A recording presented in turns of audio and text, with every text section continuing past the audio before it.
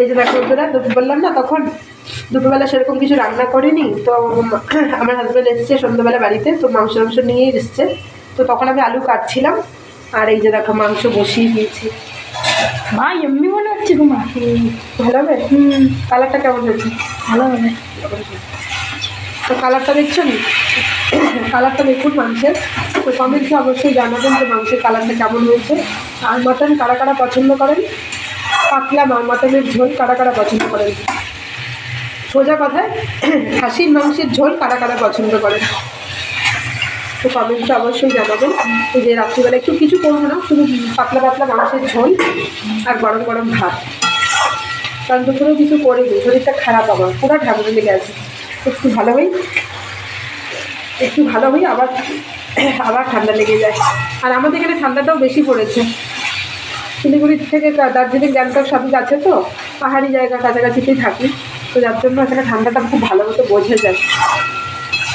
তো ওই যে রান্নাবান্না শুরু করেছি, তো মাংসটা রান্না করছি, এখনও করতে মোটামুটি টাইম লাগে, কারণ মাটন তো অনেকে আছে প্রেশার কুকারে দিয়ে করে, ফটাফট সিটি মেরে দেয়।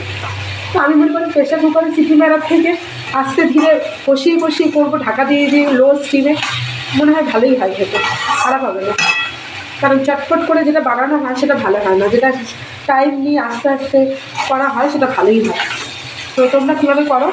তো আমি তো নর্মালি যেরকম সব কিছু একবারে মশলা মাখিয়ে নিয়েছি মাংসের সাথে, তেজপাতা, দারচিনি, এলাচ ফাটিয়ে, তারপরে আদা, রসুন, পেঁয়াজ বাটা, একটু কাশ্মীরি লঙ্কা গুঁড়ো, একটু হলুদ, একটু টক দই, তো ক্যাপসিকাম, কাঁচা পেঁয়াজ একটু কুচিয়ে দিয়ে দিয়েছি। তো সব কিছু দিয়ে মাখিয়ে নিয়ে কিছুক্ষণ ম্যারিনেট করে রেখে তারপর এগুলোকে বানিয়েছি। দেখতে থাকো। তো কমেন্টসে অবশ্যই জানো যে মাটনের কালার কেমন হয়েছে। আর তোমরা তো জানো মাটন খেতে কতটা টেস্টি হয়। আমি কিন্তু খুব একটা মাটন খাই না, আমি এদের জন্যই বানাচ্ছি, মানে আমার ছেলে, স্পেশালি আমার ছেলের জন্য এদের জন্য। আমার বাবা ছেলে খাবে আর আমি একটু ছেলে খাবো, এরকম আমার কোনো সেরকম পছন্দের জায়গা নেই মাংস, আমি মাংস মানে পছন্দ করিও না। তো এখনকার মতো ভিডিওটা এখানেই শেষ করছি, যখন খাবো তখন তো তোমরা আবার দেখতেই পাবে। বাই।